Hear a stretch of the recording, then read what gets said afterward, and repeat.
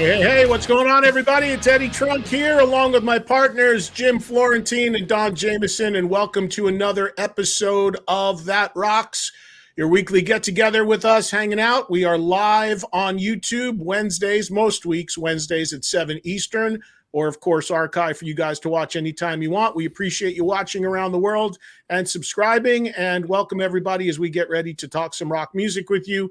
And welcome our guest this week, which is the voice of Ratt, Mr. Stephen Pearcy, who will be dropping by in about 30 minutes and spending the second half of the show with us, and look forward to getting into things with him.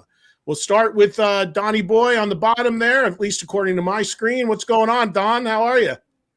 I'm good. I'm doing the show from my bathroom this week. It's good because I'm sitting on the toilet. So if I gotta go, I mean, it makes it a lot more convenient. Usually I got to bring my male urinal in from my car or take a Gatorade bottle while we're doing long interviews. But now I just sit on the toilet. I kill two birds with one stone. Are you using a squatty potty?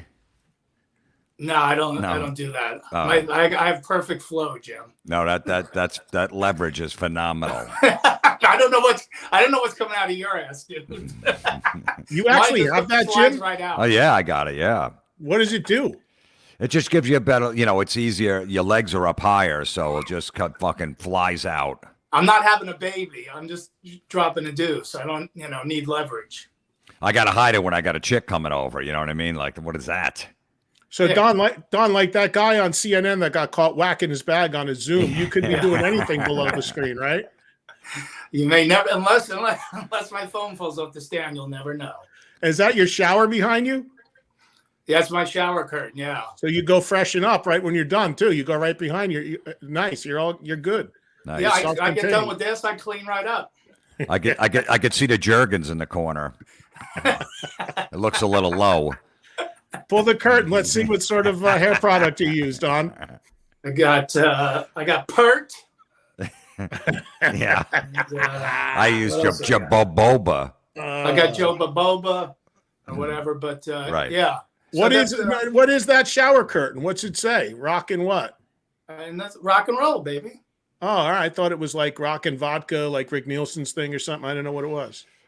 Yeah, all right, we're off to. You can tell I'm a bachelor if I have a rock and roll shower. Oh yeah, that means a woman doesn't live in your place if you got a rock and roll a shower curtain. There's no way a female has decorated anything in there. No. That's beautiful. When I got divorced, like the first week, I took my Jägermeister machine that's out of my basement. I put it in my kitchen on the kitchen counter. I'm like, yeah, I'm a bachelor now. I can have the Jägermeister machine up here. Instead of a coffee machine, you got it right on the counter. In like 2 days, I moved it back downstairs. I'm like, God, that's just childish. Oh, God. Well, speaking of childish, we're off to a good start here already as Don joins us from the bathroom, and we got Jim up there as well. And, the thing that's interesting to open the show this week is a rarity happened earlier this week because we are all in different places. I think this is probably one of the few weeks where we're all in New Jersey, actually, this week. But in the past, we're always all scattered. So we rarely get to go to shows, all be at the same show in the same city. But that actually happened this past Sunday, where all three of us attended the Parti-Gras, Jim's favorite tour of the year. What's the name of it? Wait, what was the name of it again? Jim, what was the name of the tour again? It was just a concert. Jim, it was Bret Michaels and Friends live in concert. It was great. That's what I would have named the tour.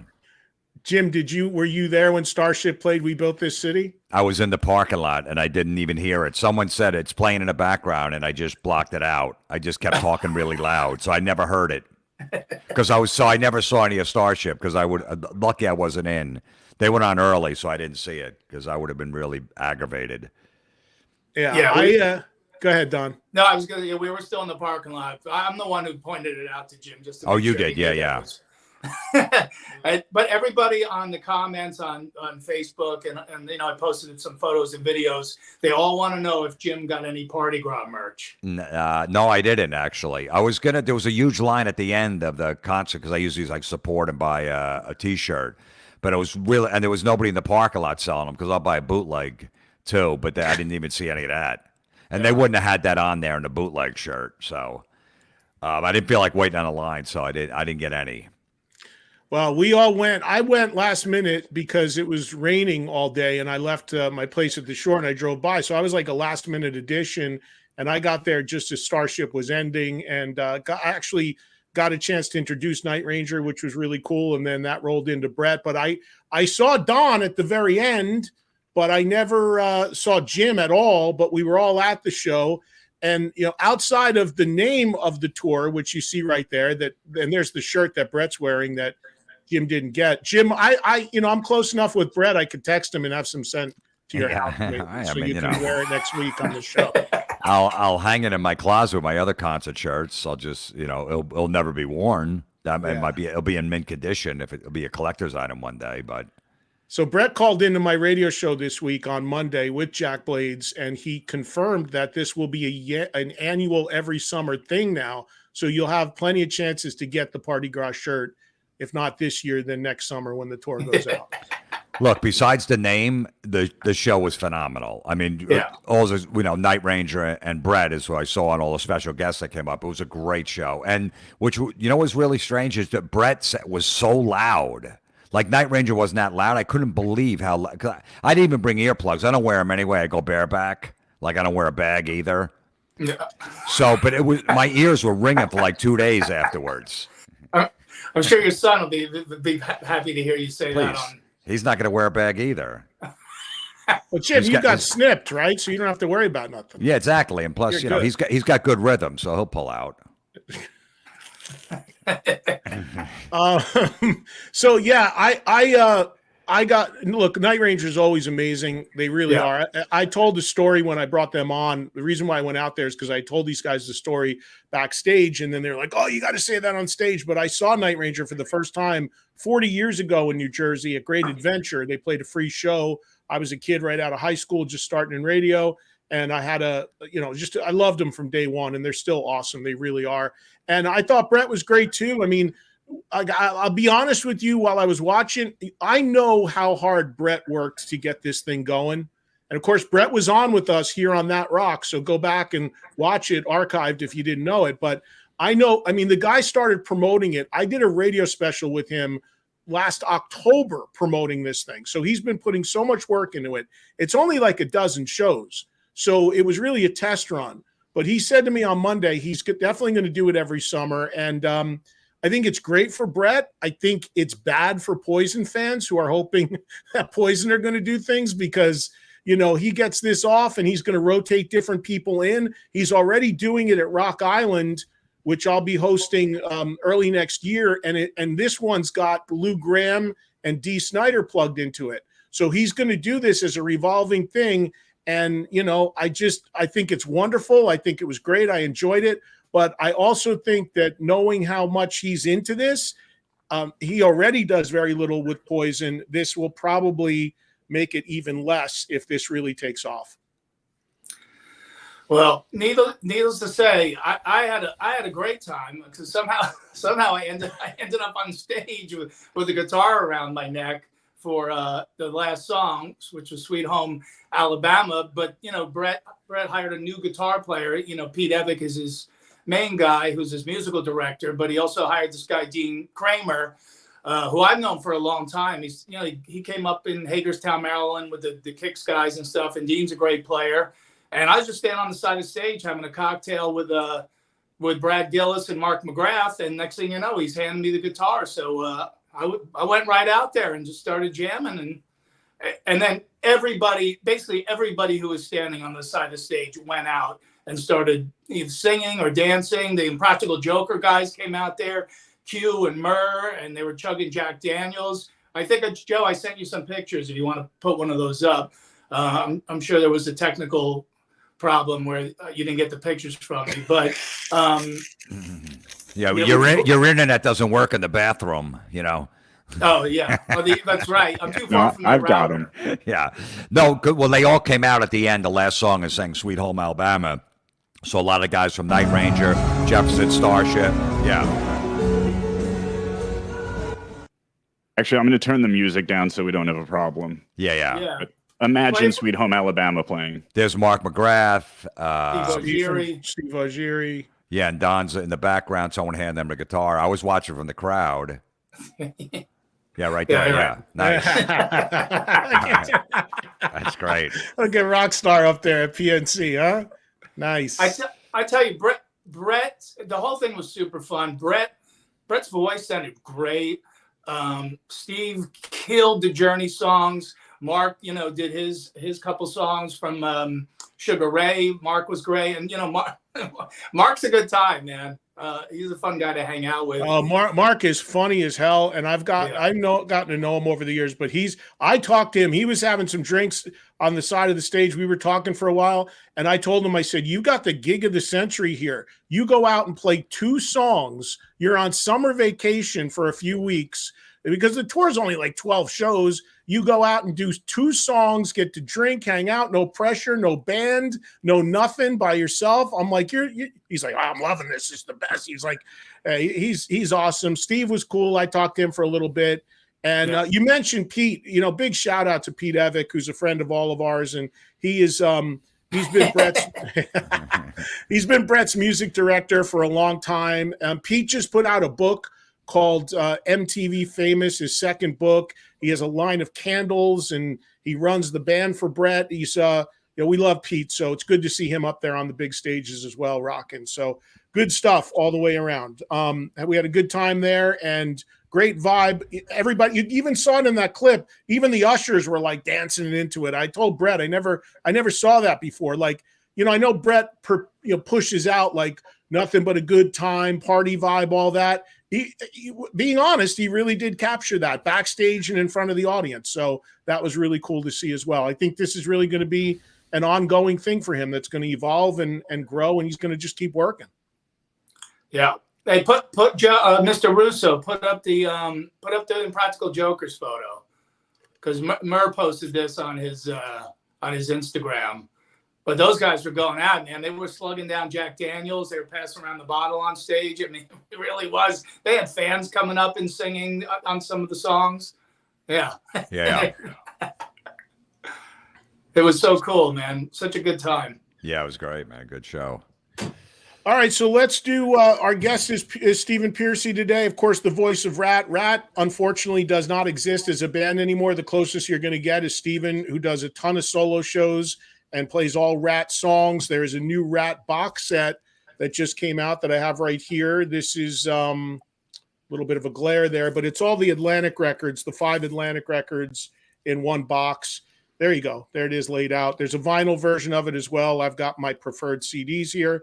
And we're going to do for our Metal 6-pack our top 6 Ratt songs. So who starts today? I start. The order. I go, then Don, then Eddie. So my number 6 is from the last album they put out. I think it was 2015. Yeah, it's a good record. Station. Yeah, and the opening track, "Eat Me Up Alive." I love this track. I remember hearing it when they first put it out. I think it was the first single, if I'm not mistaken. But great heavy song. So that's my number 6 Ratt song. Yeah, that album was much more metal than a lot of their other albums. But at number 6 for me is "I Want a Woman," which was that song was a grower, not a shower for me, off the Reach the Sky album. Second track on that record, and I had forgotten about it for a little while, but I think Stephen put it back in the set, and I've seen him a bunch of times over the last couple of years, and I was like, oh yeah, I always really loved that song. So I put that in, at number 6. You know what was interesting about that song? They did a video, if you remember, for that song, and they intentionally put like regular women in it. What I mean by that is they didn't intentionally go around trying to find like supermodels in the audience and all the like hottest chicks. They put everyone in of every age, shape, size, whatever. I thought that was a really cool thing to do at that time. If you watch that video, it was like an intentional thing to not just focus on the beautiful people. I thought that was cool that they did that. All right, my number 6 is, put it up so I remember, because I don't have the list in front of me.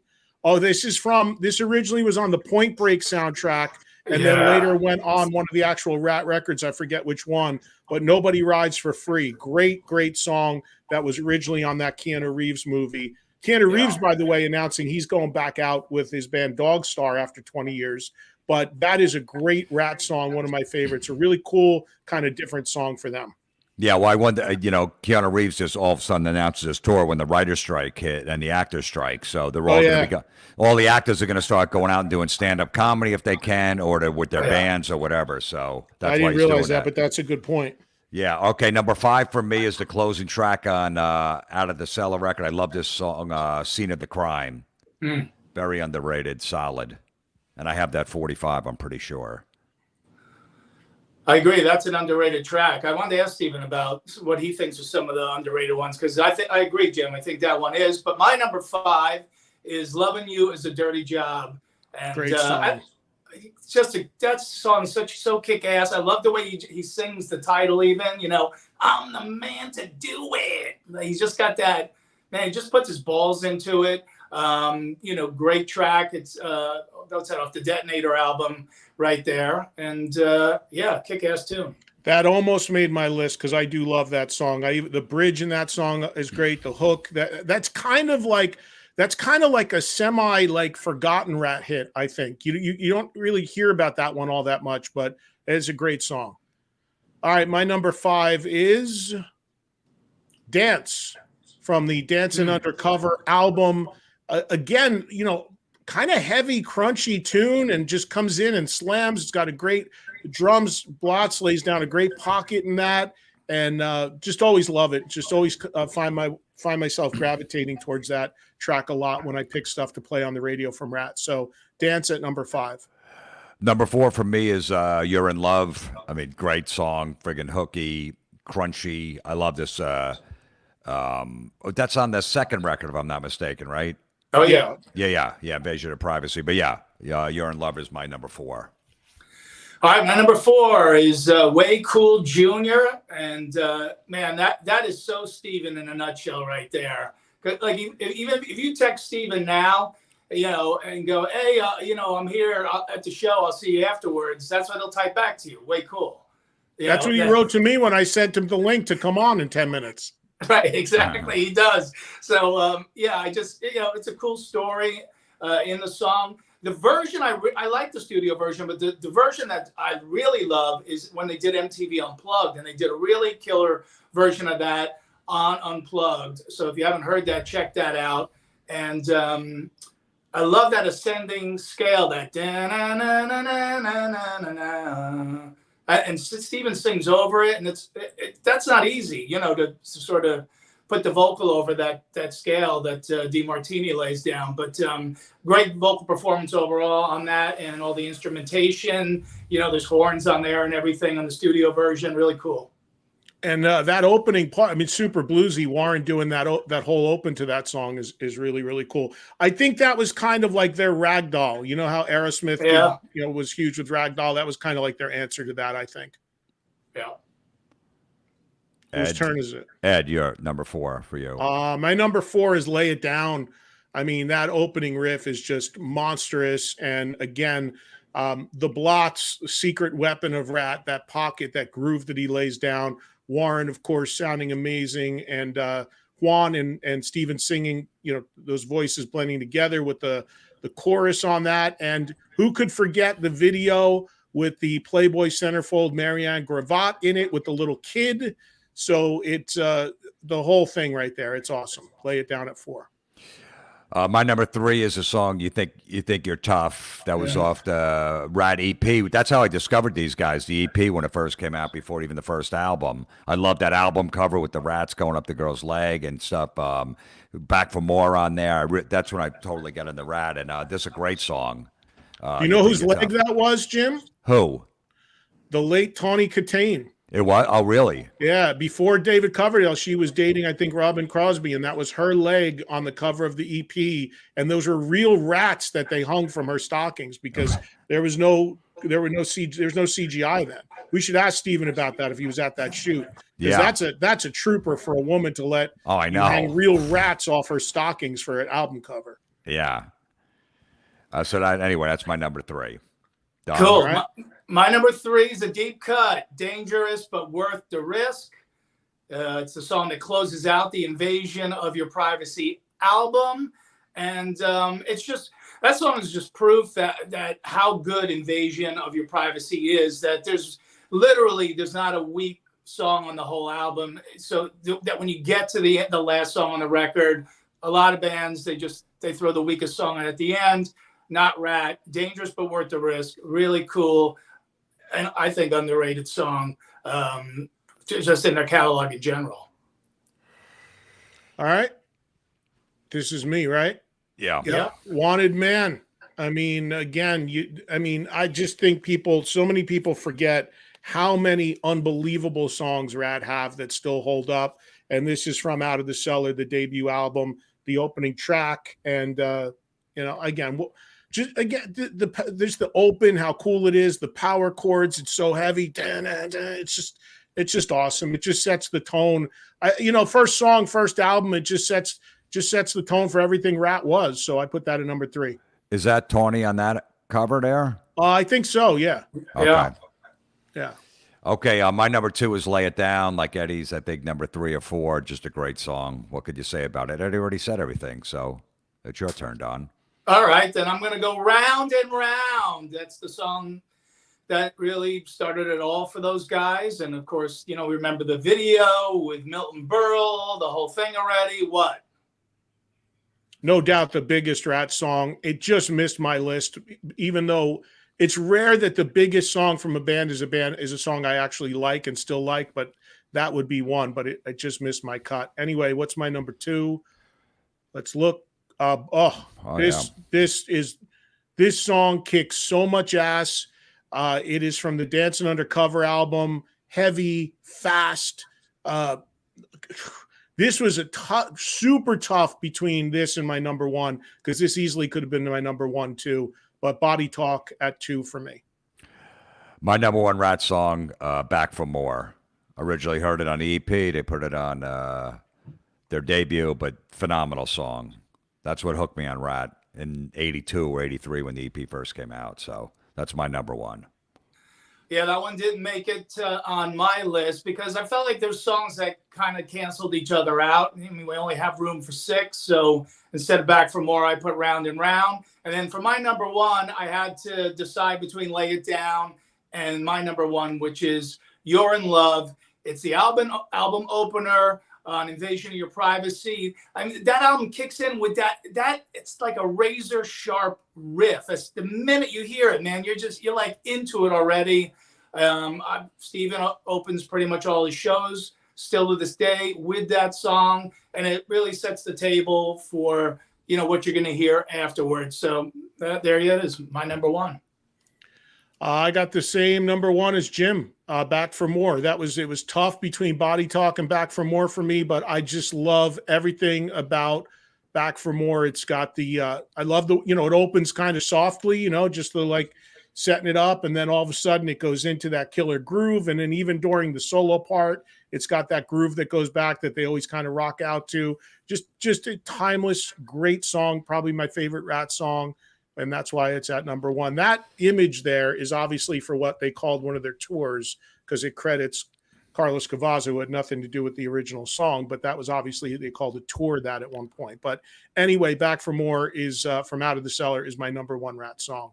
All right. Very close with Body Talk for me. Let's see if we got any fans might have picked some songs while we're at it for their top 6. I mean, it was, there easily could have been 10, 15 of them. Hysterical on Faction. This is from my radio show earlier today. Somebody called in and said they were on a speedball of coffee and Xanax together. And I said, doesn't that cancel each other out? But this guy was shot out of a cannon. And he did make valid points with the Hall of Fame.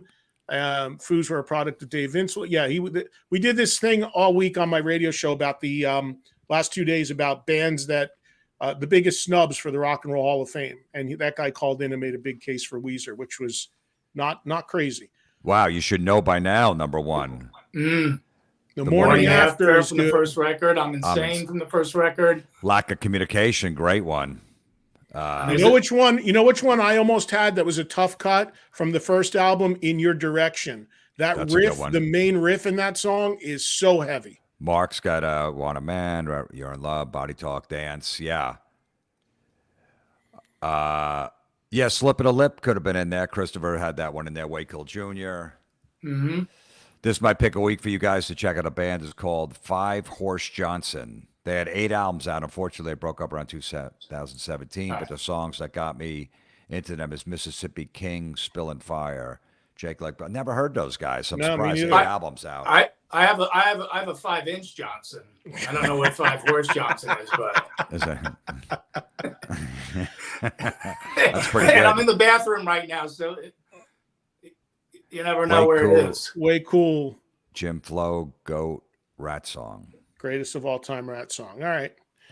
Cool. You want to do our Yeah, let's do our That Rocks? That Rocks picks before we bring Steven in. We got a few minutes. Well, I got to run and get mine because I don't keep my vinyl in the toilet. So all right, so I got to start mine anyway, and Don goes second. So mine is the band Avatar, the Swedish band. This is like their 8th studio record. It just came out in September of 2022. Dance, Devil Dance. Our buddy Jay Rustin produced it. Mm-hmm. And Lizzie Hale does a duet on it. It's hard rock, metal. It's theatrical, like right? A little theatrical, yeah. And then it's also a couple little death metal hints in there. It's really good. I like this band. I saw them about 5 or 6 years ago. They were really good, but they're on like their 8th or 9th record. But this one's really good. Avatar, Dance, Devil Dance. Check it out. It's got a little Rammstein kind of feel to it. It's all over the place, but I like it. I heard the previous record I liked. I haven't heard this one yet. But. Yeah, they had a big hit with a song called The Eagle Has Landed, which I thought it was a Saxon cover, but it wasn't, a few years back. But these guys are good. So Avatar is my pick this week. Don? Yeah, so I'm going to go with a reissue that just came out on 180 gram. There goes my whole setup. 180 gram, what I think it's red vinyl. And it's this Hanoi Rocks, and 2 Steps from the Move originally came out in '84. You see Michael Monroe there, the whole thing already, and all remastered. The vinyl looks really cool. And didn't Bob Ezrin produce that record? He sure did, Ed. Yeah, you get bonus points, man. Yeah, that's for a garagey sort of punky, glammy band for Ezrin to do their record. That's really interesting because Ezrin is known for such a perfectionist in the performances. So that's really, I remember when he did that. It's got the CCR cover on it too, Up Around the Bend, right? You know what? It actually this album opens with that song, which. When we were talking about Van Halen 2 back when we had Michael on and saying, like, what a weird way to start an album with You're No Good. But at least Around the Bend's a little heavier way to start the album, but still kind of strange. But yeah, I mean, that's, obviously Hanoi has had so much influence over so many bands, obviously GNR, and Michael's still going strong today. But if you've never heard their stuff, check this out. And if you like it, buy the vinyl. GNR actually reissued the Hanoi catalog on their own label at one point on Uzi Suicide. They actually put it like 20 years ago. That's how much they have respect for Hanoi Rocks and Michael Monroe. All right, so my That Rocks this week is a cruise, which I'm going to be one of the hosts on that got announced earlier today. It's called the Summer of '99 and significant because it features for the first time in over 10 years the reunion of the band Creed. And I think it's really interesting because Creed is a band that sold millions of records. They actually have a record that's a diamond record. Not many people have that. Sold over 10 million copies, Human Clay. And you knew it would be inevitable for them to come back together. They're basically a new generation's classic rock now. And they are coming back together to basically do their own cruise. The other bands on the bill all had their biggest success 25 years ago in 1999. And about a month ago, they came to me and asked me if I'd be interested in being one of the hosts. And I was honored to do so. So that got announced today, summerof99cruise.com. Cabins aren't on sale yet, but they will be soon. And it's a 4-night cruise with all those groups on it. And I've already been in touch with Mark Tremonti, who expects me to sing karaoke with him. I told him I will host. I will not sing. He can do the singing, but we should have a good time on that. So looking forward to it. And they slipped Buck Cherry in there because their debut came out in 1999, but they just made the cut. And I love Fuel, and they're on there too. Yeah. And I've not seen Fuel in ages, so that's really cool too. So yeah, it's good. It's only like 10 bands, so I'm sure it's only be 2-3 bands a day. So it'll be kind of relaxing too. And there are going to be some events, and I mean it's still a ways down the line, but it just got announced today. And I'm sure, and I don't know this for a fact at all, but I'd be shocked if they don't do more shows after that. I'm sure, but who knows? Because these guys are all busy too. Obviously, Alter Bridge is huge, and Creed is 3/4 Alter Bridge. So we'll see, but it's cool they're getting together. And there's actually a lot of excitement. I know Creed took shots for whatever reason after they were huge, but again, same thing with like Limp Bizkit. Look at what's happened to these bands. They sit out for 10 years or so. People like, shit on them for whatever reason. The next thing you know, they're headlining arenas and festivals. And I think that's exactly what's going to happen. Hootie and the Blowfish, too, was another band. Took a lot of shit, laid low for like 10 years, then they did a sold-out arena tour a few years back, too. Yeah, you get penalized if you sell 100 million records for some reason after a while. It just happens with everybody when you get too big. So, Yeah. All right, I think Steven's standing by. He just texted me. Do we have him? Well, do we have the guess the death metal logo too? Oh, all right. Well, let's get that in real quick. If Steven's not right there. Oh, here we go. He is here. Yeah. Okay, so we'll get to Steven in 1 second, but this has become a thing. A thing. Jesus God, Don, are you kidding me with this? It looks a little like Motorhead Another Perfect Day kind of cover in a little weird, abstract way. Yeah.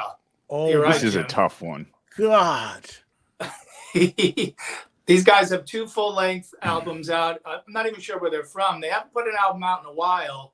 I know that they put out a I think they did like a split vinyl EP last year or something. But this is their first record. And go ahead and just read the name, Ed. Well, you don't know where they're from because if they put it on the record, you wouldn't be able to read it. Well, I'd see the name of the record is Manner of Infinite Forms. Yeah. That's on the bottom. That's in normal writing. Normal writing. Okay, I'm gonna do my best here. It looks like the first letter might be T. Yep.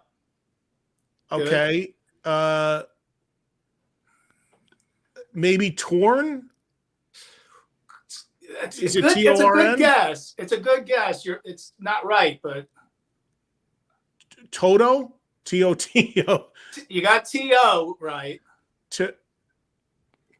God damn, it's crazy. Try to get the second word. Okay, let me. I don't even know that it is 2 words. It is 2 words. All right, let me ask you this: is it actually a thing? Like the name, is it actually a thing, or is it just like a made-up thing? Both names are Actual words? Both words are things, but it is a weird combination of words. I think I know what the second word is. I don't know where the Out, second Jim. word starts. Gold is the second word. Gold. Close. All right. OLD. You got OLD. So we got a T and an O at the beginning and an OLD at the end. LOD at the end. OLD. Jesus God, I honestly, this is like. Imagine a This is guy, the hardest like I one noticed yet. there's not too many record stores yet, but imagine this guy trying to find like where to put this in alphabetical order in the store. And he'd be like, I don't even know what the first letter is. Well, not only that, Jim, look at in the bottom right-hand corner, the artist puts his credit on there. That's clearer than the logo. Right. He made sure everybody knew who he was, who drew this madness. Be more. I mean, you can see that clearly, but he's just going to mess with you when he. It's almost like that band Turbo Negro or whatever, but it's not. Turbo what? Negro. Oh, I thought you said something else. Or it might be the other. I don't know. That's a real band, though. It is. No, I But know. it's Well not known these band. guys. It was funny. Jeremy Spencer from Five Finger Death Punch sent me a death metal song he did, and the name of his band is Semi Rotted, and he asked me to listen to it, and I wrote him back, and he had Corpse Grinder from Cannibal Corpse singing on it, and I go, hey, it's really great. That's cool. You got Corpse Grinder on it. I go, only one complaint. I can read your logo. It's got to be way more unreadable. Make it If you- completely unmarketable and unpronounceable. Yeah. I don't know, Don. Tell me. I honestly do not know. We got to get to Pearcy. I have no clue. Yeah. Yeah, so you've been 2 for 2 with the death metal logos. You're gonna go 2 and 3 now. Tomb mold. What is it? Tomb mold. Tomb mold. I get it. So like death, and you're in a tomb, and it got moldy. Tomb mold. Yeah. That's pretty death metal right there, and hits the biggest criteria: unreadable. And they're awesome. Okay, so All right, let me cool. show you what a real logo looks like right here. There's a logo. You can see what that says, right? RATT. Let's bring him out. Stephen Pearcy, the voice of Ratt, is joining us. There he is. And look, what a beautiful T-shirt that he's wearing. Available at eddietrunk.com. Boy. I found it in the dirty clothes. Hey, you need fucking Vanna White to figure out that logo. Yeah. Stephen, were you? I know we should have Stephen try to guess the death metal logo this week. We could have used you. I find those really funny. They're like those squiggly letters. Who's the band? I don't fucking know. Neither do we. Vanna Don's the only does. death metal guy. Kill him. What's going on, brother? Kill him up. Way cool. How you guys doing, gentlemen? Long time. We're doing Yeah, good, yeah. man. We just went over the top 6 Ratt songs through your catalog, so it was tough. And let me guess what was number 1. I had Back for More. So did I. Eddie had Back for More. Me and Jim both had Back for More at 1. I had Body Talk at 2. Oh, hey, you know, I found out some trivia from Bo Hill about what was really supposed to be the first single for Out of the Cellar. Guess what it was? Scene of the crime. No. Come on, it's easy. But it wasn't. It never ended up being a single. Well, Or it no, did? I mean the first single on the record. Lack of communication. No. Back for More. Yes. I didn't know that. And it's a funny story because Bo says that when Doug Morris got the song, the record, he was listening to it and he was going, all right, I'm going to make Back for More. I think Back for More should be the first single off Out of the Cellar.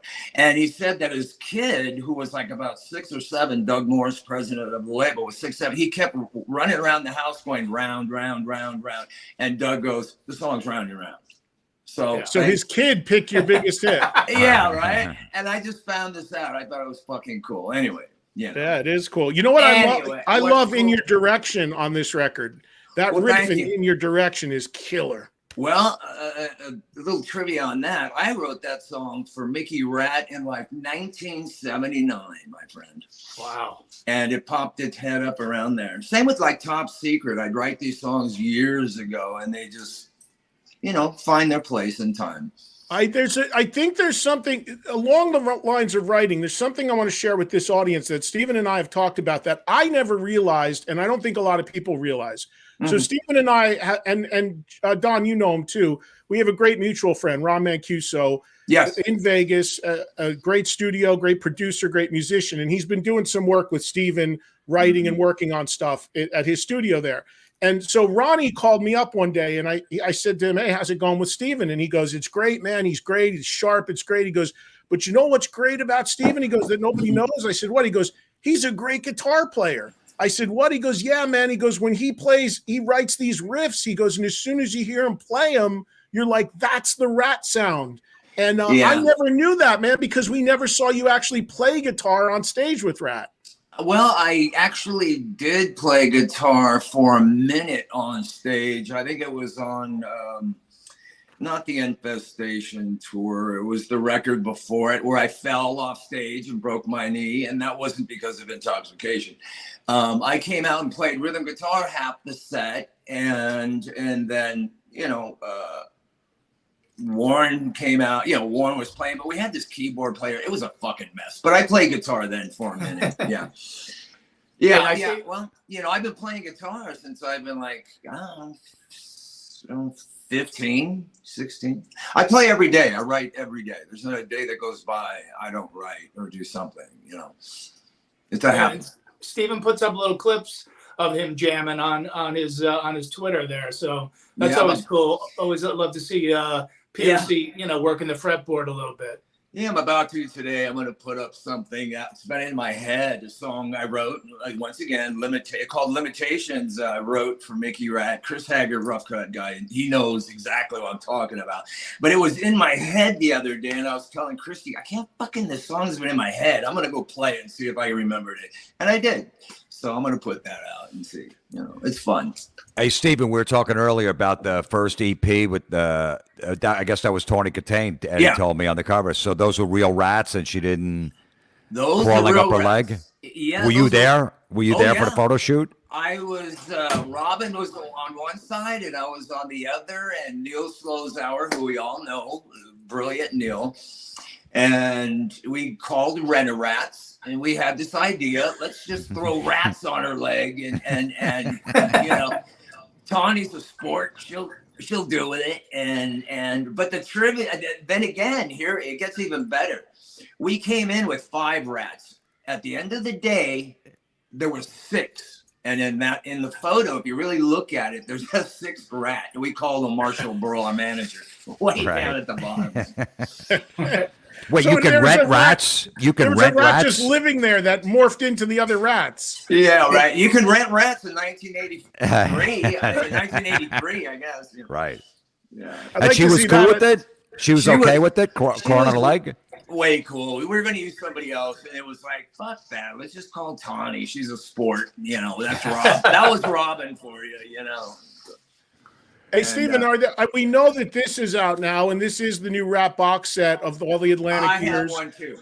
Yeah, and thank you for this, Stephen. Stephen sent me this, and there's also a vinyl version of it. It's out now. It's all the classic albums, and they sound great, and we just went through many of the songs on it before you came on. They're amazing. But I'm curious because we talked about the EP. That's not included in this.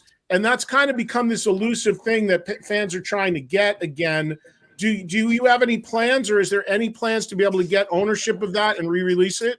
Yes, I do, because Robin and I are the owners of the compositions. And so we've been waiting long enough, and I'm going to instigate putting it out probably the end of the year, I hope.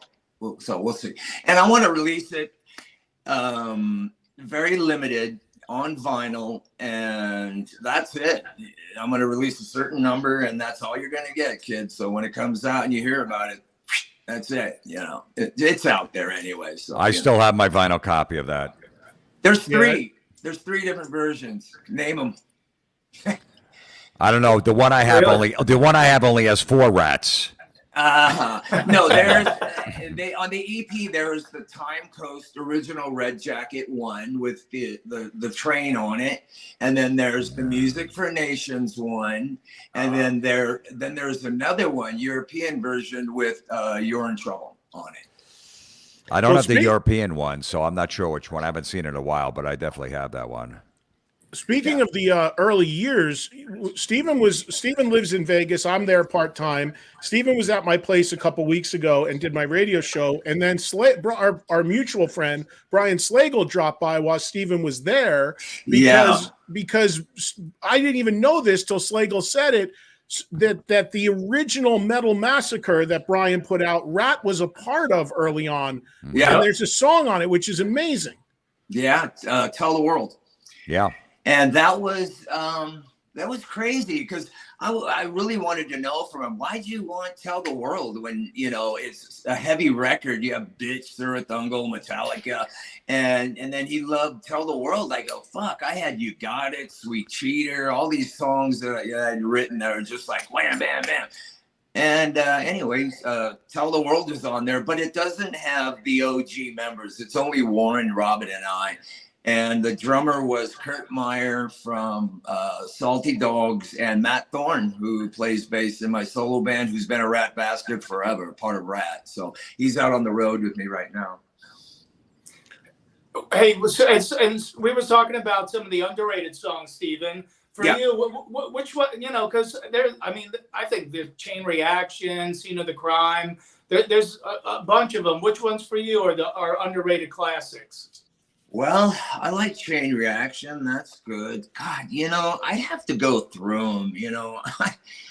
I mean, I forget how many songs we had actually written. And then if you were to say that, I would go into my solo material, or Arcade, Dancing with the Angels or something, Calm Before the Storm, but as far as Ratt, I like the early stuff. The EP I really favor, as Robin did. We both believe it was like our real, punch in the gut. Here we are, kind of stuff. When you go through this box set of all these records, these original records, and you look at these, what comes to mind for you? Like, you were such a big part of these, obviously singing, writing. I'm sure every era, every period conjures up different thoughts and different memories. What jumps out at you when you kind of look back on your career at that period in that box? Wow. Well, first, out of the cellar, we were just happy to be signed and being told we're going to make a plastic record, wow, we're signed. What happens after that? Well, we don't know. And my dog wants to play catch. Hold it up. And, but I like dancing because, it was a deliberate attempt by Robin Warren and I, and to make it a rougher record, and Bo got it. We just wanted to give you a little kick in the ass because it should have fell in between Invasion and Cellar, actually. But, dancing, I like them all. I kind of, as we went on, I as I'm doing these interviews and things, or when I was really hardcore for the box set, I was saying that Detonator is aptly titled because we were ready to implode. And, no bullshit. And, but, we always gave it our best effort. I gotta give us that at least. And, the things kept going platinum, so I ain't fucking complaining, we do the best you can, and that's what you get, kids, Stephen, do you think, you guys, 40 years almost? You started 82, 40. 83, right? Yeah, so 40. you guys put out 7 albums. You think there could have been more Ratt albums in there more than 7? Well, I actually tried to instigate one, but with no callback, I could give a shit anymore. Right. I do my own thing. I always have since 91. That's why I started Arcade and then became a solo artist. Anything I do is going to be put up against my stuff here anyway, so it's all irrelevant to me. I just write and try to have a good time, I could give a shit, but I tried to get one more. Yeah, I did. I really did try to get a record, and we could have, because with any of my guys, especially with Warren, I could hear Warren play a riff and go, we're making a fucking song out of that. And that's what I did then, and I could easily do it now, but hey, whatever. I think you guys, Bon Jovi, Def Leppard made it through the 90s, 2000s. I think if you guys stayed together, you could have been that third band to do it. They took a little hits here and there, but they still pretty much stayed relevant.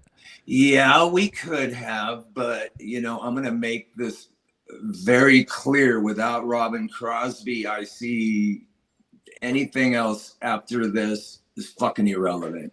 It really is. Yeah. And that comes from the heart, because look what happened after, we no longer had him. It was fucking mutiny, against me, take over the ship. It's like, ain't gonna happen, So, so Stephen, when you realized sort of like, Ratt really can't exist the way it did, do you have sort of an epiphany of like, because you're such a, you've been out there promoting the history of Ratt, on all your social media, the backstage pass, and really embracing the history of Ratt. Was that the epiphany that you had? Like, I just got to move ahead and do this on my own. And we even though it's 7 albums, it's still a great legacy.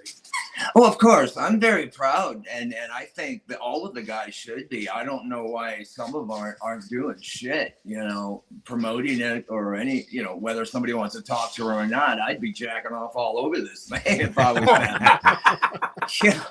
We did it. fuck yeah, we did it. I mean, come on. What do you guys sit back and go, hey, we did it? You know, fuck that. I keep moving, you know, I can't stop. So that's all I do, you know, and whatever. I mean, look, we go out there, and what I got tired of, no disrespect to the hired guys we've had, be it Carlos or this guy or that guy, it's just not right. And the more we did it, it just didn't seem right to me. It almost became like, man, you're doing more harm to what you created than good, you know, because I go out there with a great band and it's me singing, the songs sound great, and I'm not complaining. It'd be great if there was fucking, I can look over there and there's Warren kicking some ass, or, you know, but without Robin, I don't get it anymore. I finally shut the door, you know, I had to. You know, and people go, yeah, well, whatever, you suck anyway. Well, fuck you, you know. It is what it is, you know, be it what it is, what it was. I'm happy with it. I'm very, you know, come on now. This is way cool. So Stephen, so for the people out there watching this that are still holding out some hope that there would be, you got 4 of the original 5 guys still thankfully with us. Have you shut the door and ruled out ever being Ratt again with those guys? Yeah. You have. And the reason being is I can't, you know, for me, you know, I've gotten my shit together. It's taken years and years, and I'm not gonna fucking die out there with these clowns, you know. I mean, it just ain't gonna happen. It's not worth it, you know. I'd rather be a happy guy. You know, come on, I'm gonna go swimming naked with Christy here in a minute. That's life, you know. That's living, you know. Or my dog keeps harassing. Can you bring your phone down while you do that? Yeah, right. I will. I'll pop you guys in there. But, you know, I mean, I love to think, yeah, but nobody's fucking calling me up. And hey, I got to tell you, you can only take so much shit, you know. I can be nice, but it's like, what's that saying? I'll come back to it. But, you know, there's only so much you can do. You know, I tried. Hey. You know, I put the word out. I'd love to do a Ratt record with the rest of the guys, you know, and nothing. So what can you do? You know, so, I mean, I hope people understand. It's not like I fucking owe anybody anything anyway. I've done my time, believe me. Being out there doing what I did with my band Ratt, it takes years off of you. You know, forget the partying and all that bullshit. You know, it's a headache. You know, it's not as groovy as some people think. And, you know, so that's why I say that this is such an important box, you know. I mean, the music we created with Bo Hill, you know, and what we went through, you know, collectively, you know, I ain't patting myself. We all did this, all 5 of us, you know. So what can I say? You know, I mean, but you know, as we move along, the more I think, well, it ain't gonna happen. If Robin was here right now, he'd be kicking some ass. I'll tell you right now, he'd be kicking some ass all over the place and slapping some of these fools around, you know. So you think he would get everybody together? He'd corral everybody. He would be the guy that he would do it. Or he'd kick their ass. All right. Okay. Well, you've told me, Stephen, that you always felt he was the glue, and when he went, that's when really all as unraveled, and that's for the reason why a lot of the stuff that's gone on over the years has gone on. That's a fact. That's a fact, kids. Sorry about that, but it's not hearsay. People hear so much shit, and I hear so much shit. It's like, God, you know, people really only knew, you know.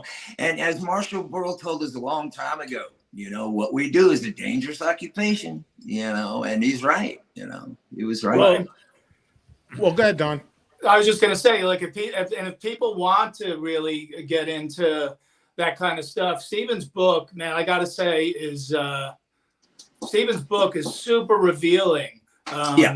You know, so I highly recommend it, and I wonder if you have a second one, maybe on the block there, maybe to put out. Yes, I do. Except it's going to be a lot more less of the bullshit and a lot more of the reality, you know, because times have changed. I'm embracing this, what we have done, the 1980s. Hence, I'm calling what I do and how long I want to continue to do it. It could be 2 years, 1 year, but 1980 Sunset Strip experience, because that's exactly what it was. Every day was a new fucking experience. You wanted to wake up alive, and you could have ended up dead. You know, I'm embracing it. I love it, and it's great to see a lot of our peers doing the same thing finally, because everybody from the 80s, a lot of bands really shine away from, you know, what it was all about. You know, some bands have gotten very lucky from the 80s, and they should, you know, fucking thank God for that, or whoever they pray to. And, you know, but I love it. I'm going out there having a great time. It's like people are dressing up like the 80s. It's Halloween. You know, I sit there and talk to them. They're tattooed every which way. And it's a beautiful thing, you know. I love it. Yes. Go ahead, Jim. No, because, you know, we grew up in Jersey, so we didn't experience the Sunset Strip back in the day. I'm sure it was wild. I mean, you must have been banging chicks every night. It wasn't about that, though. It wasn't about that. It was like, you know, it really wasn't. Because, what, is that a bad question? They're laughing like that. Oh, no. Was it every other night? Yeah. Possibly. But, you know, it was like when I first pulled my band into town, Mickey Ratt, 1980. Okay, who are the first guys that we run into besides me, knowing Van Halen? They were already off and running. We're Motley Crue. Now, Motley Crue was looking for who's our competition. Well, it just so happened that Mickey Ratt, the Jakey Lee, no disrespect to Chris Hager and my guys, that, you know, we did a lot of hard work, believe me, to get to the house band of Gazzari's, to get to the whiskey. And, you know, who's our competition? Well, it's these guys. Well, then we're hanging out with Motley, 1981, you know, and I mean, that's what I mean about an experience. We look forward to going out every night, harassing other bands, seeing what was happening, get fucked up, party, you know, kick some ass. Who knows? It was just a new experience every year. And you didn't have to live there to experience it, you know. But I mean, man, you know, the next book's going to be very cool, because it's going to get into, you know, the music, the real musicians, and, you know, because there's some people that say they were in the band. I don't know who they fucking were, you know. Yeah, right, Joey, you know, Jimmy or whatever, you know. But it'll be a little more realistic than the last one, you know. But hey, let's go. So we should wrap up here, because we end every show with this versus that, where we pit two records against each other. But before we do this, hold on, Joe. Before we go to this graphic, we got to talk about what Stephen's doing now, because he's got a bunch of shows coming up, including a great show, two shows coming up Labor Day weekend in Vegas at the Strat, where you're going to be supporting Night Ranger, who we just saw. Right. We all just saw the other day. So that's at the Strat Labor Day weekend. That's going to be awesome. Great theater there. Yeah, and it's an amazing place. You know, I'm actually with the promoter checking it out, because I'm instigating a residency myself, something next year with the Sunset Strip experience. And it's a great room. I saw Sammy there and jam with him, Sammy Hager and Cheap Trick. I mean, you're right there. It's the coolest fucking room. And if you go to my website, officialstephenpearcy.com, there you can go in there and get discounts on rooms and the meet and greets, and it's going to be great. We just did a show with Night Ranger. They're fucking great guys, brothers from way back, and I'm looking forward to it. It's these two shows, and we'll see what happens after that, you know.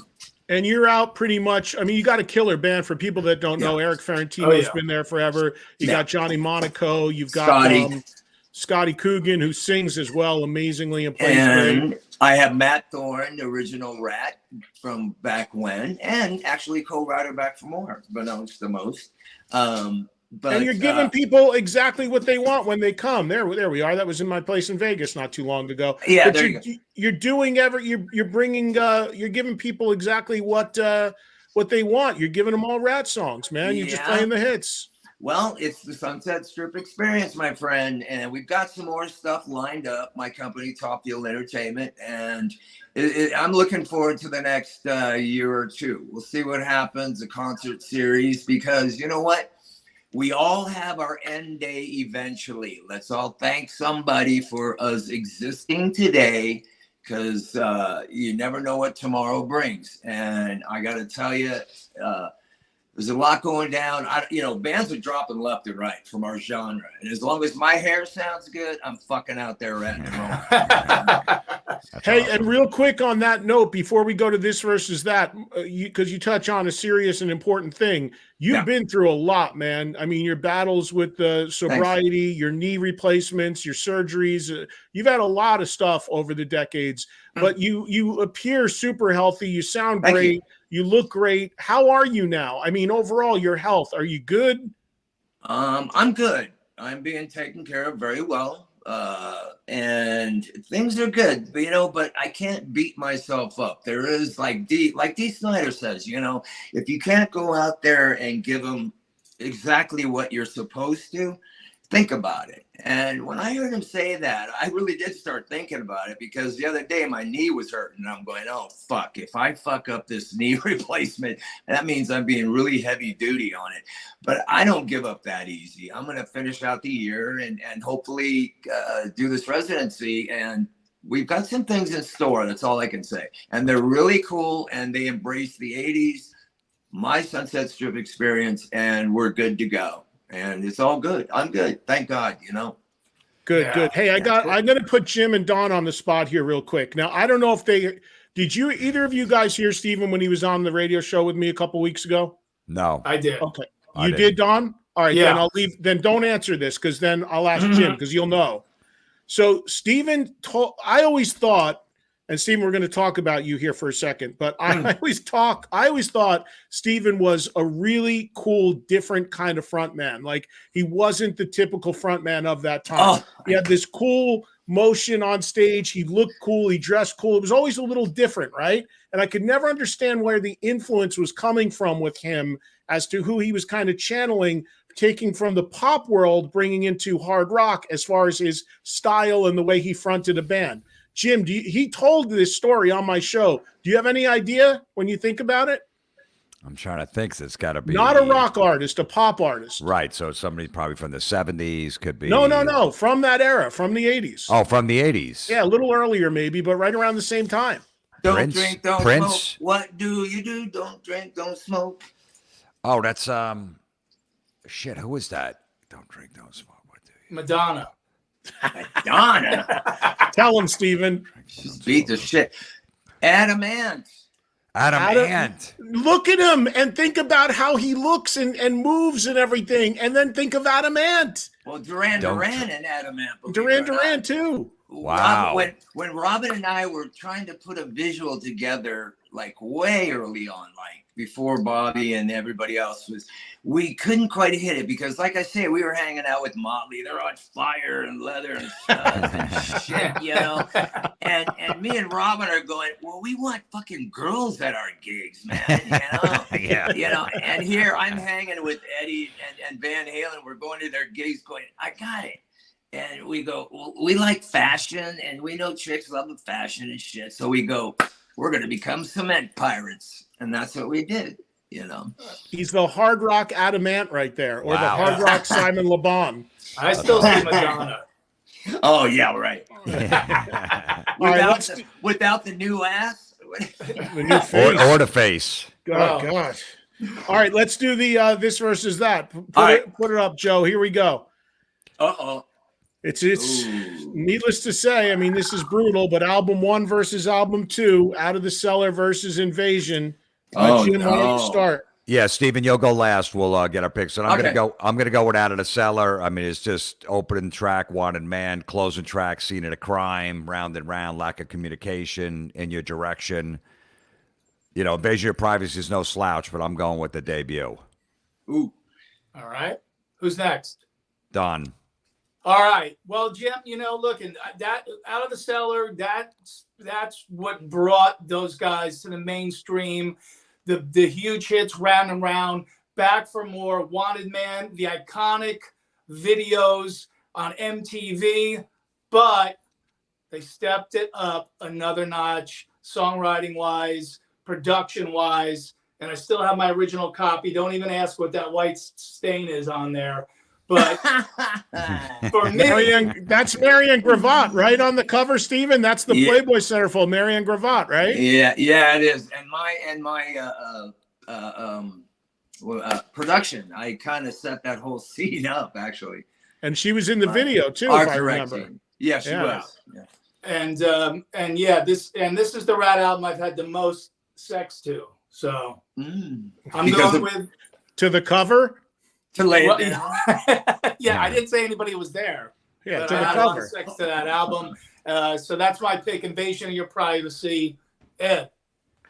It's tough because they are both great records and they're both timeless records, but I give the edge to, how could I not give the edge to Out of the Cellar, especially given that when we did the 6-pack, my all-time favorite Ratt song is on here, which is Back for More, but you also got Wanted Man, which was on my list. You got the mega hit Round and Round. You've got In Your Direction with that insane riff, Lack of Communication. The Morning After is a great deep track on here. I mean, again, this is no slouch by any stretch, but I got to go Out of the Cellar. Set them straight, Pearcy. Set them straight. Well, you agree. Yes, I'm gonna have to agree, and the reason is you just said that what you just said last, The Morning After. I am gonna start putting that in my solo set. Yes, because that was Warren and Robin doing what a lot of bands weren't doing back then. You didn't have that kind of dueling guitar thing live or on record. And, since it was our first record and we didn't have a clue what was going to happen to it, we just knew we were signed to the same label as Zeppelin and Stones and we were going to make a record. And it so happens to be still the biggest record at 5, 6 or something mil. So I'm going to go with Cellar. Yeah. Wow. All right. Well, it's 3 out of 1. 3 of us had the right answer. Don had the wrong answer this week. No. But he's still right. He's still right because Invasion is a kick-ass record. Of course it is. Yeah. Of course. Yeah. That's the whole point. They're both great. It's basically a greatest hits album. Yeah. It really is. I mean, there's not, you got the bookends of You're in Love and then Dangerous But Worth the Risk, which were both in my metal 6-pack, and everything in between. All right. Do you know what? I was just doing an interview or that kid who was the little Stephen at the birthday party. Jason Green, who does that show, my tour guy, he had him on there, and I haven't seen that kid since that video, and I was able to talk to him like this, and it was fucking brilliant. He was so crazy. He was like, man, all I wanted to do is hang out with you all for a week. It was so what was he, crazy. like 5 or something at the time when he did the video? I think he was 6 years old, but he was blown away because I just popped in on there. I go, I gotta see this fucking guy now, 38 years later. Oh man. And it was crazy. But anyway, he'll be I have a show coming up at the Whiskey, probably the last one I do there, and I'm gonna have him come out and hang, so it's gonna be cool.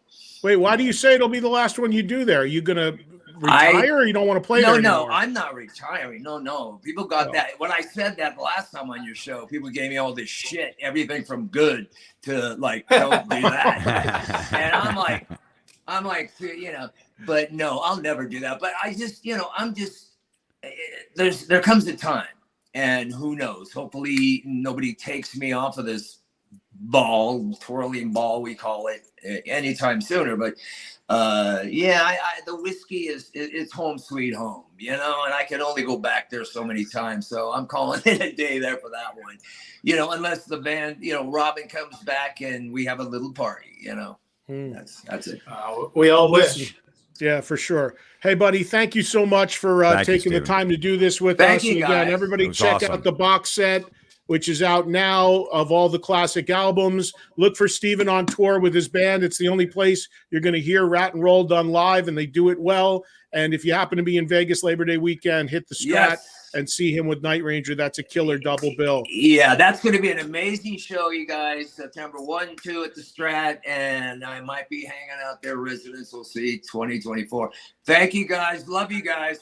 Love you too, Thank man. you. Love you, Thank you, in town in about a week. I'll hit you up. Take care, man. Great, man. He's like my neighbor. He's been over my house like 3 times. We have coffee, the whole thing. He's just that's awesome. He's awesome. He is. And I'm glad he's healthy. You know, people remember, of course, when you think of Stephen, that there was that really scared the hell out of all of us. That video of him like hanging, the last version of Ratt, he was hanging onto the drum set. He was on painkillers. He was drinking. He was just not good. He had just had knee replacement. I mean, that was a real scary thing. If you saw the video, he's like kind of mumbling into the mic. It was horrible, but he's been great. He's been just like that for like a while now. And that's why I asked him about his health and his sobriety, because again, he made references to, he doesn't know how much longer he's going to keep, be able to keep doing it or whatever. So it's good to know that he's in a good place right now. Yeah, that's great. He's 67 years old too. Yeah, man. Yeah, he's singing great and performing great again. And yeah, I mean, he's had, if you read his book again, I mean, he's had, cats have 9 lives, but he's got 9 rat lives. So I don't know how many he's got left, but like you said, he's in a great place. And get out there and see the hits. And I love him, by the way, I love his solo stuff. His last solo album is called View to a Thrill. Killer album. So people should check that out.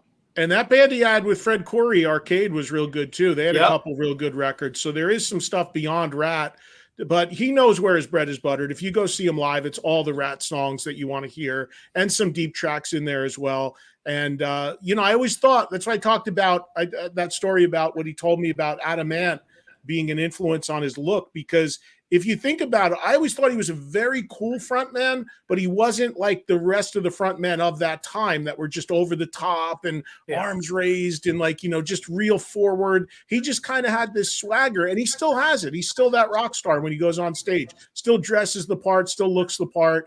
And I think that's really cool. Like Jim said, at 67 to still be at that point. So that's great. All right, we're going to wrap up. Go ahead, Donnie. I guess that means we're wrapping up here. Yeah. So tomorrow night, July the 20th, I will be in Worcester, Massachusetts at Rascals Live Venue with the Bret Michaels Band and Chad Stewart from Faster Pussycat. We're doing, Jim, you could come up. It's a pre-Parti-Gras show for their bigger show up there the next night. But it'll be tomorrow night, Thursday, July 20th, Rascals Live Venue, comedy, rock, shenanigans, alcohol, fun. I know the guy that owns Rascals, Frank Papillo. He does a Poison tribute called Shot of Poison. Great dude, him and his wife. So have a good time there for sure. Check me out on Ozzy's Boneyard every Thursday from 5 to 7 on Sirius XM. And then also I'll be in Key West at the Comedy Key West, Florida, August 23rd through the 26th. Of course, you can hear me every day live, 3 o'clock Eastern time, Faction Talk, Sirius XM channel 103, or anytime on the Sirius XM app, Mondays 5 to 8 Eastern on Hair Nation. And coming up on the 28th, I will be in Houston hosting Tom Kiefer and John Karabi. On the 29th, Agora Hills, California at the Canyon Club, hosting the Chevy Metal Taylor Hawkins tribute/charity show fundraiser. So those are the next 2 appearances. And this was a great one today. Don, you should do the show from your bathroom every week. It was great. And listen, we got the after show coming up. If you guys want to be members, you want to join on, we do another 20 to 30 minutes. There's a video up on That Rocks on YouTube. You could join real quick. For the members, we'll be back in a couple of minutes. You can mess around, ask us questions and all that stuff. Ask Don what kind of toilet paper he used in there and all that shit. Yeah, I didn't get a link, so I hope Mr. Russo has. Yeah, we'll get it. We'll get it. Yeah. And I couldn't read any of the chats because I would have knocked my phone into the bathroom sink. So hopefully, we'll see you on the member show. Yeah, we'll see you in a couple minutes. And also, we should tell everybody, keep an eye on our socials, everybody, at That Rock Show, and our individual socials, because we're not 100% sure the day and time next week. It'll probably be Wednesday as usual at 7 Eastern, but that could change, and the guest will be announced soon as well. So keep an eye on our socials for info about the live show next week. But spread the word, get everybody to subscribe, tell your friends, check out the old shows, and thank you for joining us. And we'll see the members soon.